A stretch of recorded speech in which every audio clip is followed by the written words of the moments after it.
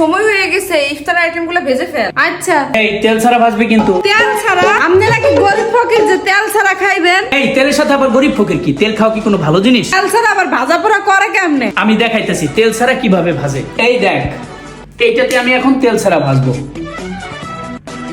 এই আবার কি জিনিস? চুলা কই? এই যেগুলো মাখানোর পরে যখন তেলে দেস না, তেলে না দিয়ে এখানে দিয়ে দিবি।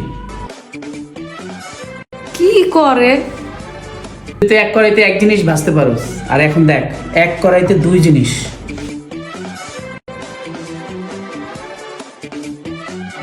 সবকিছু দিয়ে অন করে দিলেই হবে।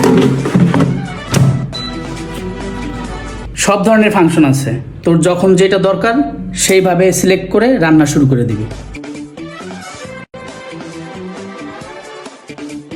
তুই তোর থালাবাটি ধুইতে দিতে এটা অটো হয়ে যাবে। গরম তেল আর চুলার সামনে দাঁড়ায় থাকতে হবে না। হয়ে গেছে নাকি? ওকে। এই ভালোই তো হয়েছে। ভাজলাম, খাইয়া দেখিস। তেল ছাড়া বানাইছে, এই কি খাওয়া যাইবে? এই রমজানে এটার মতো উপকারী জিনিস আর নাই। মানুষ এত এত তেলের মধ্যে ভেজে ভেজে জিনিস খায়, কি পরিমাণ অস্বাস্থ্যকর। তেল ছাড়া ভাজা, এটা তো তেলের প্রতি ব্যাপার। সবসময় এইভাবে ভাজবি।